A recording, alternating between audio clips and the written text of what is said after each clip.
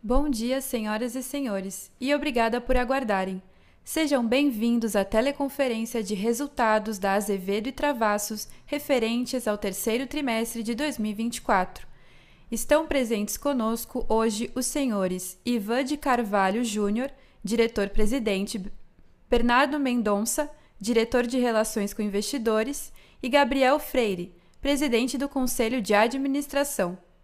Informamos que este evento será gravado e que durante a apresentação da Azevedo e Travassos, todos os participantes estarão apenas assistindo aos resultados. Caso algum dos senhores necessitem de alguma assistência durante a teleconferência, podem enviar uma mensagem no chat localizado no lado direito da tela.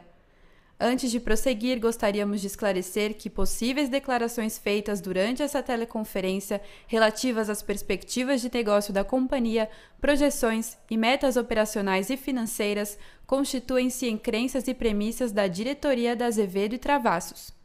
Considerações futuras não são garantias de desempenho, envolvem riscos e incertezas, pois se referem a eventos futuros e, portanto, dependem de circunstâncias que podem ou não ocorrer.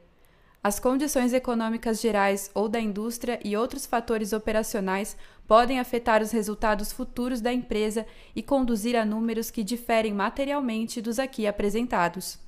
Agora, gostaria de passar a palavra ao Sr. Bernardo para a apresentação de resultados. Por favor, pode prosseguir.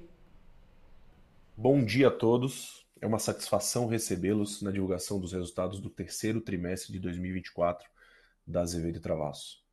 Primeiramente, eu gostaria de expressar minha gratidão pela presença de todos nessa teleconferência e agradecer também a todos os que direta ou indiretamente contribuem para o sucesso da nossa companhia, nossos clientes, acionistas, investidores e fornecedores. Para iniciar, permita-me destacar alguns pontos sobre o nosso portfólio de projetos. Encerramos o primeiro trimestre de 2024 com um pipeline de aproximadamente 17 bilhões, representando um crescimento de 7,6 bilhões em relação ao mesmo período do ano anterior. Esse avanço reflete o aumento da demanda nos setores em que estamos atuando. Nosso maior desafio agora é manter e acelerar a estratégia de seleção de projetos, com unit economics cada vez mais saudáveis, focando nos setores onde temos vantagens competitivas. No terceiro trimestre, nosso backlog alcançou cerca de 680 milhões, um aumento de 8,7% em relação ao mesmo período de 2023, composto por projetos nos setores de óleo e gás e saneamento. Nossa receita bruta, no terceiro trimestre de 2024, foi de 40,8 milhões, uma redução de 12% em relação ao segundo TRI de 2024. No acumulado de 2024, a receita bruta totalizou 142,8 milhões e a receita líquida atingiu 37,8 milhões no terceiro trimestre. Vale ressaltar que a redução da receita líquida, quando comparada ao ano passado, se deve principalmente à curva de execução do nosso backlog, com vários contratos em fase de encerramento e outras ainda no início, em que a receita tende a ser menor. Encerramos o trimestre com um lucro bruto de 200 mil e acumulamos aproximadamente 12 milhões nesses 9 meses do ano de 2024. A margem bruta consolidada até o momento foi de 9,1%, registrando uma queda de 1,9 ponto percentual em comparação ao mesmo período do ano anterior, impactada principalmente pela curva de execução do backlog e pela linha de COGS da Reftos no segundo trimestre desse ano. Nesse trimestre, registramos um prejuízo líquido de 22 milhões. É uma melhora de 54,3 milhões em relação ao trimestre anterior e de 22 milhões em comparação ao mesmo período do ano passado. Passando agora para as operações da Azevedo e Travassos Petróleo, gostaria de falar um pouco sobre a Fênix. Desde a aquisição e o controle da Fênix em junho de 2024, a Azevedo tem trabalhado para submeter a ANP às revisões dos planos de desenvolvimento desses ativos. Esse processo abrange investimentos em novos postos de produção e na exploração de oportunidades na área de concessão. Além disso, direcionaremos recursos à certificação das reservas e ao reprocessamento de base de dados sísmicos, visando reduzir os riscos das futuras perfurações. Nossa estratégia inicial, já em execução, envolve uma campanha de recuperação de produção nos postos existentes ao longo de 2024, com o objetivo de elevar a produção imediata, por meio de baixo investimento em CAPEX e com risco operacional reduzido. Já a campanha de perfuração de novos poços está programada para 2025, após a conclusão das interpretações geológicas e geofísicas dos dados sísmicos. Estimamos que, com essas intervenções, a Fênix aumentará significativamente sua produção em barris por dia. Incrementos adicionais ocorrerão à medida que realizarmos novos investimentos, o que será comunicado oportunamente. Desde a aquisição da Fênix Oil e Gás, a ATE tem direcionado investimentos para a melhoria da infraestrutura e da eficiência dos campos produtores, incluindo certificações no valor de 320 mil, o TLD do poço PHO01 de 280 mil e melhorias em instalações no valor de 480 mil. Para o quarto trimestre de 2024, estão previstos investimentos adicionais na operação da Fênix Oil e Gás, bem como uma parceria operacional com a Petrovictor, focada na melhoria da eficiência dos poços produtores e no início da perfuração de novos poços. Atualmente, a companhia possui aproximadamente 18,4 milhões de barris de volume de óleo in place, em reservas, e 402,9 milhões de metros cúbicos de volume de gás in place, considerando reservas provadas, prováveis e possíveis. A Azevedo Travassos Petróleo tem o compromisso de desempenhar um papel significativo na consolidação do segmento onshore, e consideramos este um momento oportuno para expandir nossas operações, tanto de forma orgânica, aumentando a produção nos poços onde já atuamos, quanto de forma inorgânica, com aquisições e parcerias estratégicas. Agora eu gostaria de passar a palavra para o presidente do Conselho, Gabriel Freire, que fará comentários adicionais. Muito obrigado e desejo a todos um excelente dia. Bom dia a todos, é um prazer estar aqui novamente com vocês. Eu vou iniciar a sessão de Q&A, perguntas e respostas, para depois dessa sessão fazer os meus comentários ao final. Senhoras e senhores, iniciaremos agora a sessão de perguntas e respostas para investidores e analistas. Para fazer uma pergunta, por favor, enviem no botão de Q&A localizado no menu inferior da tela. Nossa primeira pergunta vem de Alex André. Poderiam compartilhar informações com mais detalhe sobre o desenvolvimento e produtividade dos ativos da Fênix? Além disso, como está o desempenho dos ativos operados em parceria com a Petrovictor? Bom dia a todos. Como foi apresentado aí pelo Bernardo, né, a Azevedo Travassos Petróleo, ela adquiriu a totalidade das ações da Fênix em meados de junho deste ano. Então, desde dessa data, ela realizou expressivos investimentos nas suas instalações de produção para adequá-las às normas vigentes, principalmente de segurança operacional e a parte fiscal, para controle dos volumes comercializados. Além disso, fizemos algumas intervenções também, como foi mencionado, tá, para avaliar os potenciais das zonas produtoras, principalmente com as reservas relativas às reservas de gás do campo de Periquito. Então, a gente identificou diversos reservatórios com excelentes capacidades de produção de gás. E novos investimentos agora estão sendo feitos nas instalações para permitir o escoamento e a comercialização desse gás. Foi feito também um investimento bastante importante no poço pioneiro Fênix 1. Esse poço é interessante, ele está localizado no bloco exploratório, é o POD 565. E a intenção desse investimento foi avaliar uma zona potencialmente indicada assim como produtora de óleo. Aí o que nós fizemos foi solicitar à ANP a execução de um teste de longa duração, que foi aprovada, e o poço trabalhou ali por 30 dias e apresentou uma vazão estável de óleo que resultou na declaração de comercialidade da área onde ele está. Ela foi delimitada pelo mapeamento geológico e assim foi declarada, inclusive, uma descoberta de um campo produtor comercial. esse campo aí será denominado Tanatal e agregará uma reserva importante para a Fênix. É lógico que isso ainda está dependendo da aprovação da ANP, mas o importante é que os resultados foram bem promissores. Com relação à parceria com a Petrovictor, nós estamos iniciando, inclusive esta semana, a avaliação de um poço localizado no bloco exploratório POT 261.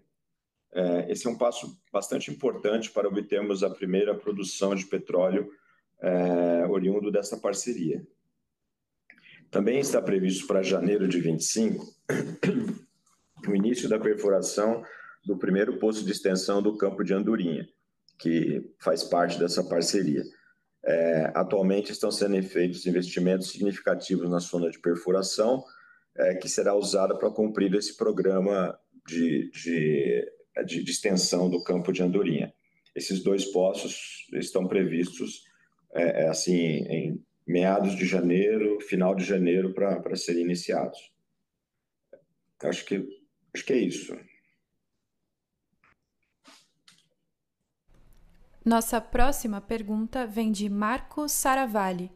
Poderiam detalhar como está sendo realizada esta transição com REAG? Com a REAG. Nós formalizamos todas as etapas anteriores, desde a aprovação nas Assembleias Gerais Extraordinárias até a eleição do novo Conselho de Administração, que aconteceu na semana passada. O último ato que estava aguardando a transição se completar era exatamente a publicação dos resultados do terceiro trimestre de 2024.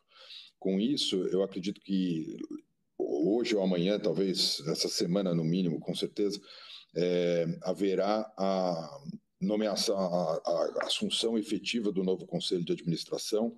Essa vai ser o meu último call, vai ser a minha despedida como presidente do Conselho de Administração da Azevedo e Travassos S.A. Como todos já devem saber, eu permaneço como presidente do Conselho de Administração da Azevedo e Travassos Petróleo e permaneço como membro do Conselho de Administração da Azevedo e Travassos S.A. Mas o novo presidente do Conselho de Administração, já eleito, é o João Carlos Mansur, que também é o chairman da REAG. As outras medidas de transição, na prática, elas já foram implementadas, né? A transição executiva, o nosso C-Level já só falta a transferência dos estatutários, mas os não estatutários já assumiram as suas posições aqui na Azevedo e Travassos, e logo após a nomeação do Conselho de Administração da Azevedo e Travassos, do novo Conselho, haverá uma primeira reunião de Conselho de Administração que deve eleger a nova diretoria estatutária, e com isso se conclui o processo de transição. O que eu posso acrescentar é que foi um processo extremamente profissional, foi um processo extremamente eficiente. A equipe, todos os profissionais que a REAG contratou para as posições de C-Level da Azevedo e Travassos, eu conheci e gostei muito do contato com eles, são profissionais extremamente competentes. Eu tenho certeza que a Azevedo e Travassos ela está sendo transferida para ótimas, excelentes mãos. Nossa próxima pergunta vem de Thaís Lima. Como vocês estão vendo essa oportunidade de entrar no setor de concessões com a expertise da Congem? Posso falar isso também? Com muito bons olhos. O crescimento, a verticalização no setor de saneamento é uma das principais estratégias para vamos chamar de nova Azevedo e Travassos. O nosso objetivo é concentrar os esforços comerciais no crescimento na expansão da atividade de concessão dentro da Aviva, e até para isso nós convidamos o Vanei Iori para ser o novo CEO da companhia. Isso mostra a força que nós acreditamos que o setor de saneamento e que as concessões vão desempenhar dentro dessa nova etapa da Azevedo e Travassos. A companhia ela tem um pipeline muito grande no setor, não só na prestação de serviços, nós temos aí alguns contratos relevantes sendo renovados com Sabesp, com outros fornecedores, com outros clientes, desculpem, e temos outras oportunidades como concessionário de saneamento básico sendo exploradas no nosso pipeline. Mas a companhia ela vai envidar todos os seus esforços para crescer nessa área. Existe um mercado muito grande para consolidação de concessões de saneamento, talvez maior até do que o mercado endereçável que nós temos para consolidação de operadores de petróleo lá na outra ponta, na Azevedo Travassos Petróleo. Mas é um mercado promissor e a Azevedo, por ser uma companhia listada e por já ter a Congem dentro da sua estrutura societária, ela está numa posição de vantagem para ser um player consolidador com bastante fôlego no mercado. Nossa próxima pergunta de Gustavo Antunes. Quais são as principais sinergias entre a MKS e a Reftus? Ok. Obrigado pela pergunta, Gustavo. As duas empresas, assim, a MKS e a Reftus, elas basicamente executam projetos brownfield, ou seja, elas realizam manutenção, ampliação e construção dentro de instalações já existentes, que normalmente se encontram operando. A diferença é que a MKS tem a sua base de clientes no setor industrial, mineração e petroquímica, enquanto que a Reftus está dedicada exclusivamente ao setor de óleo e gás. Entretanto, toda a administração, o controle, planejamento, suprimentos, eles serão compartilhados, essas atividades serão compartilhadas. Isso vai diminuir consideravelmente o SG&A de ambas as empresas e, consequentemente, elas vão ficar mais competitivas em seus respectivos mercados. Então, essa é a grande sinergia entre as duas empresas. Perfeito. Nossa próxima pergunta de Guilherme Freitas. Poderiam dar um detalhamento maior sobre a listagem da ATP? Claro. Esse, na verdade, é o último passo antes da incorporação formal da MKS e da Congem. A Azevedo Travassos Energia, que é a holding de capital aberto, que é controladora da Azevedo Travassos Petróleo e da Fênix Óleo e Gás, ela foi concebida como uma empresa listada categoria B. Nós estamos agora em processo de solicitação e requerimento e aprovação pela CVM da conversão da companhia numa companhia listada de categoria A.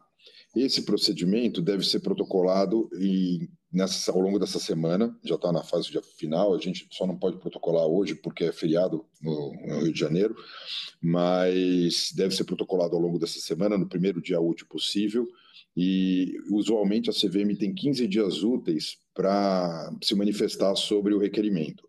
Tudo dando certo e a companhia migrando para a categoria A, o próximo passo é a listagem efetivamente.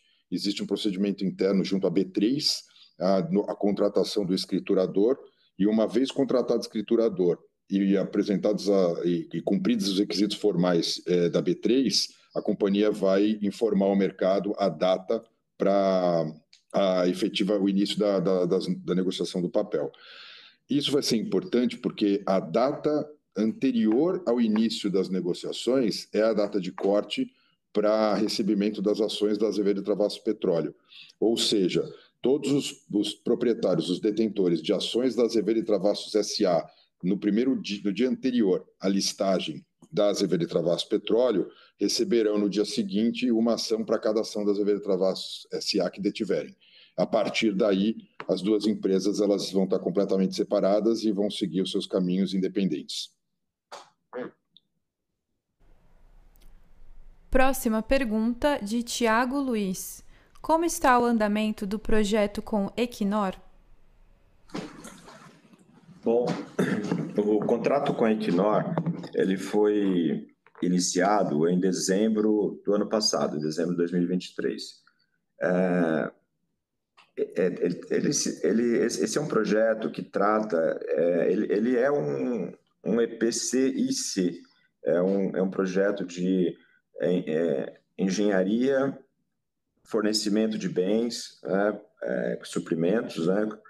A parte de construção, instalação e comissionamento, ou seja, é um projeto completo, né? Onde você faz o projeto de detalhamento e entrega a unidade funcionando e testada, comissionada.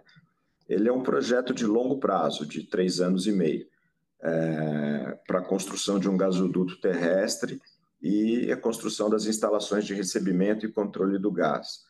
Esse gás ele vai ser produzido no Campo de Raia, no pré-sal da Bacia de Campos. A concessão para a exploração dessa reserva, desse ativo no Campo de Raia, ela foi outorgada para o consórcio formado pelas empresas Equinor, que é a operadora com 35%, a Repsol Sinopec 35% também, e a Petrobras com 30%.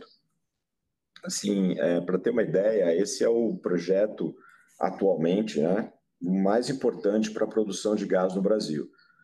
Quando ele estiver em plena operação, ele vai produzir cerca de 16 milhões de metros cúbicos de gás por dia e 120 mil barris de óleo por dia. Então, é um projeto extremamente importante para o país, inclusive. Tá? Atualmente, nós estamos na fase ainda de engenharia, basicamente, né? Estamos com mais de 50 profissionais da área de engenharia, entre próprios e contratados, para a elaboração do projeto executivo do empreendimento. Portanto, as fases de engenharia e procurement, né, que é suprimentos, estão em andamento. E a fase de construção deverá ser iniciada em abril de 2025.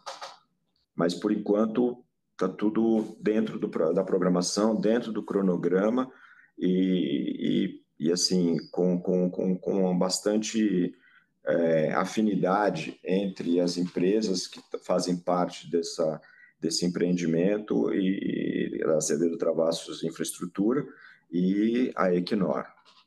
Eu acho que vale a pena acrescentar sobre a transição. Toda a transição de gestão aqui na Azevedo Travassos foi acompanhada pela Equinor. A Equinor ela conheceu o nosso novo CEO, o Gilson Mariotti, que também é um profissional exemplar, excelente, muito bem conceituado no mercado de engenharia. E então todo o processo foi comunicado e acompanhado proximamente pela Equinor para que a gente pudesse preservar ao máximo a relação com esse cliente que é tão importante para o Grupo Azevedo Travassos. Vale sempre lembrar que nós somos o primeiro fornecedor EPCista brasileiro que a Equinor contrata desde que ela chegou aqui no Brasil. Então é uma relação muito importante que nós precisamos preservar. Nossa próxima pergunta, de Letícia Andrade. Com o crescimento observado do pipeline, quais os principais desafios da conversão em backlog? Eu vou falar sobre os desafios técnicos, mas eu acho que o principal desafio que a gente consegue superar por meio da parceria com a REAG é o desafio de estrutura de capital. Nós, num dado momento, o pipeline é uma máquina engraçada, porque você tem uma inércia grande para poder fazê-lo começar a andar, né, sair do zero de pipeline e começar a ter uma linha de produção efetivamente eficiente, mas ele também é muito lento para parar. E num dado momento, entre 2022 e 2023, nós tivemos que reduzir a velocidade do pipeline porque nós estávamos enfrentando dificuldades de estrutura de capital, principalmente pelas questões relacionadas ao problema da artéries. Mas agora nós retomamos o crescimento dessa nossa linha de produção com toda a força, porque embora ainda não tenham sido sentidos no terceiro trimestre, porque ainda não aconteceu efetivamente a incorporação, mas após a incorporação da MKS e da Aviva, da Congem, a companhia ela vai ter uma estrutura de capital muito mais robusta. Ela passa a contar não só com um caixa efetivo, mas com toda a inteligência financeira do Grupo REAG por trás da análise do pipeline da Azevedo Travassos. Então, por esta razão, exatamente pelo fato de que a gente tem aí uma nova musculatura, temos muito mais força para ir atrás de projetos relevantes, de projetos com mais faturamento, com mais margem, esse pipeline realmente aumentou bastante, né, nesses últimos meses, e isso vai se refletir na contratação, no incremento do backlog. Atualmente, nós já somos finalistas, estamos em shortlist de uma série de oportunidades que ainda constam como pipeline, porque não houve a contratação efetiva, mas que já estão aí na reta final de contratação.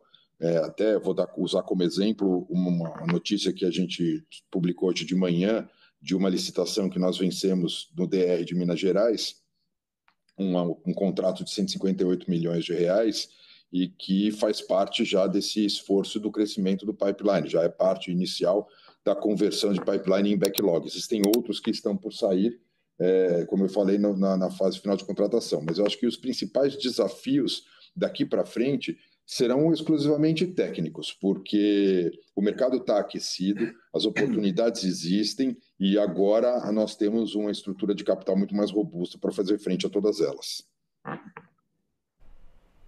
Próxima pergunta, de Gustavo Dutra. Como está o andamento da estratégia inorgânica de crescimento no segmento do petróleo? Existem outros M&As em andamento? Esse interesse na Sicrest é verdadeiro?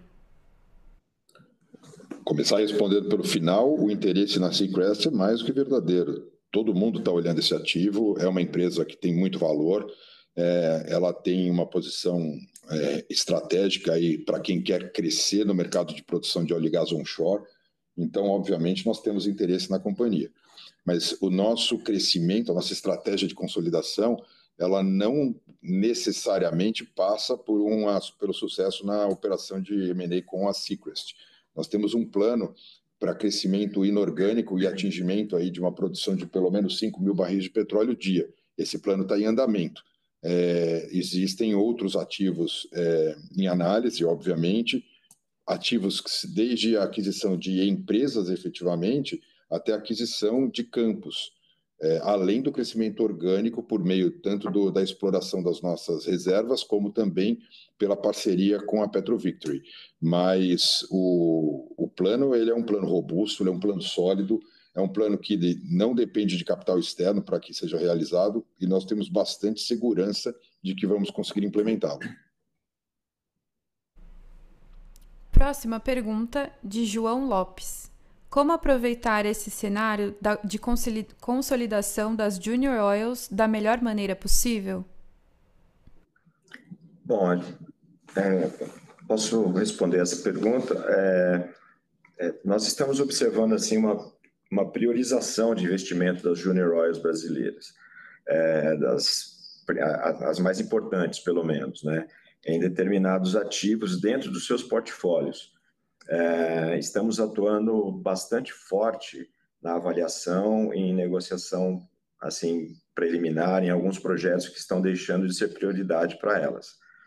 Assim, é algo natural na indústria do petróleo que ativos passem por diferentes operadores ao longo de suas vidas. Isto ocorre pela especialização das empresas operadoras. Por exemplo, as grandes empresas, chamadas majors, né, elas normalmente se concentram em blocos exploratórios e no desenvolvimento de novos campos, novas reservas, e mantém essa operação até a sua maturidade. E até atingirem uma lucratividade que ainda é condizente com seus objetivos. Após essa fase, elas entram, assim, praticamente, elas passam esses ativos para as empresas independentes, chamados Junior Oils, né, que conseguem obter margens rentáveis com ativos maduros devido à sua estrutura operacional, normalmente mais enxuta, e rapidez também de decisões. Numa terceira fase, a passagem da operação, para empresas independentes, mas menores ainda, elas ocorrem também com bastante frequência, devido à priorização do capital por essas Junior Oils. É nessa fase que a Azevedo Travassos Petróleo está concentrando seus esforços comerciais atualmente, ou seja, entender o que é que deixou de ser prioridade para as Junior Oils e, assim, fazer ofertas para aquisição e para transferência da operação para a ATP. Isso pode ser feito provocado, ou seja, a ATP entrar em contato naqueles ativos que ela já identificou que ela consegue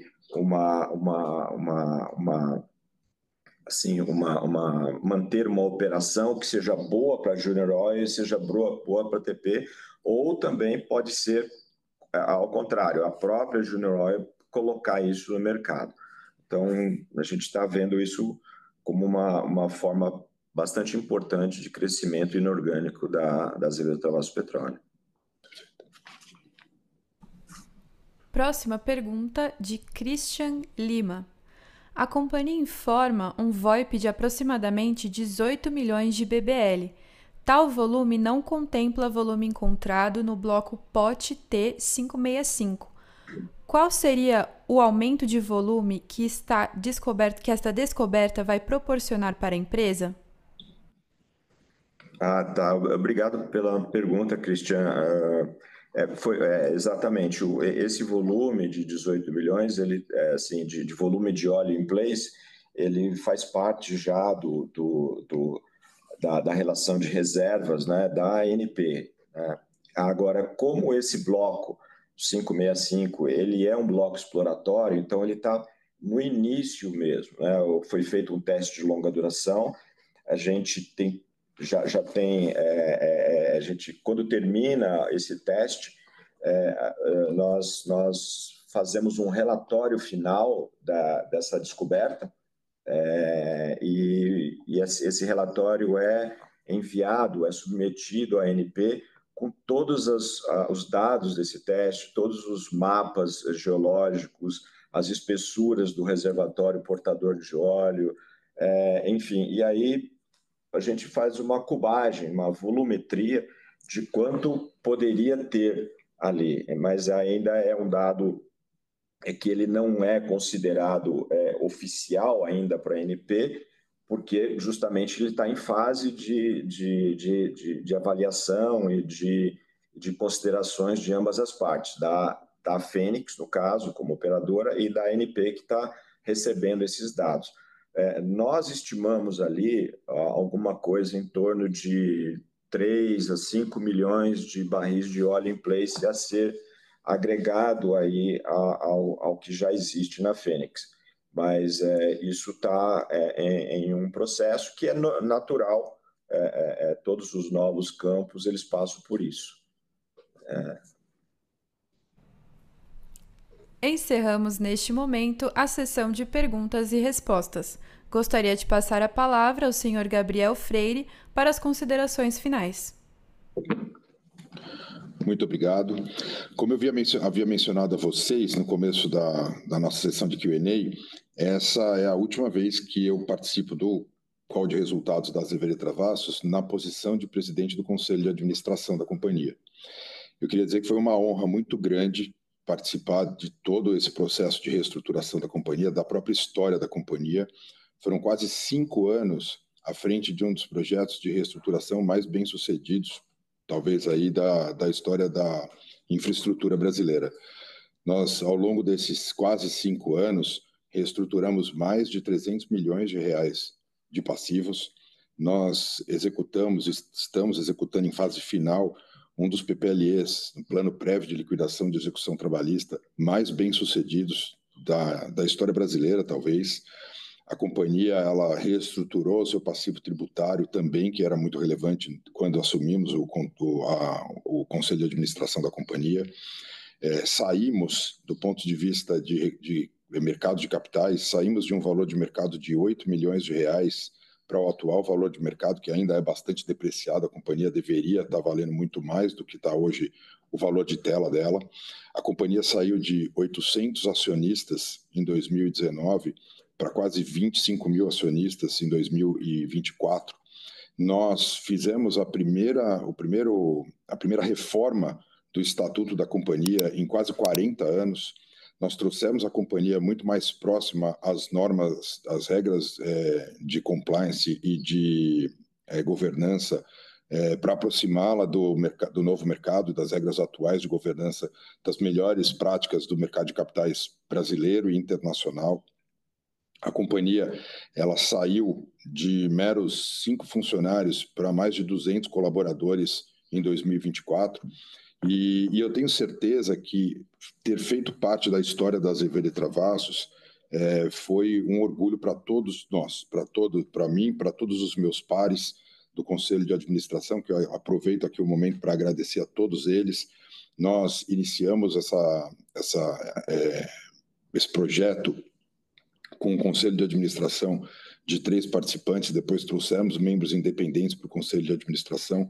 Foi um prazer e uma honra ter servido como conselheiro da Azevedo e Travassos, junto a todos eles, embora eu continue conselheiro da Azevedo e Travassos, não mais só como presidente do Conselho.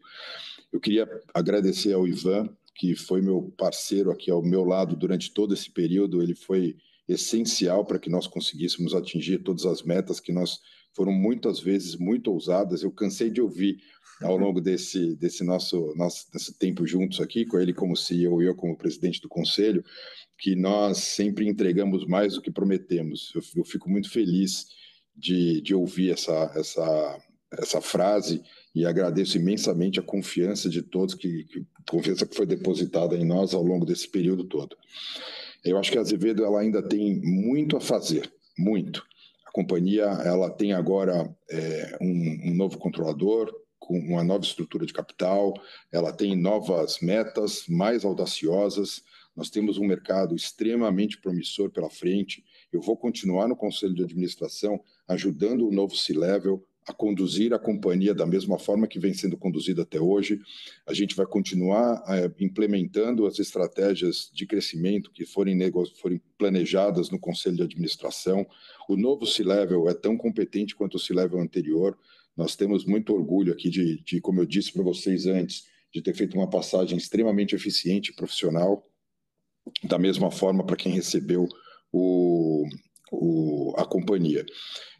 Eu acho que ainda teremos um call de resultados importante, né, o call de resultados do final do exercício de 2024, onde serão sentidos pela primeira vez os resultados, tanto do ponto de vista de caixa, quanto de patrimônio líquido e de faturamento, do ingresso da MKS e da Congem dentro da estrutura societária da Azevedo e Travassos, e também os primeiros efeitos da saída da Azevedo e Travassos Petróleo da estrutura societária da Azevedo e Travassos. Mas eu tenho certeza que o futuro da nossa companhia é um futuro promissor, e eu tenho também certeza de que ainda teremos muitas alegrias com a Azevedo e Travassos. Eu queria agradecer a todos vocês pela confiança, pela parceria e desejar a todos uma ótima semana. Muito obrigado.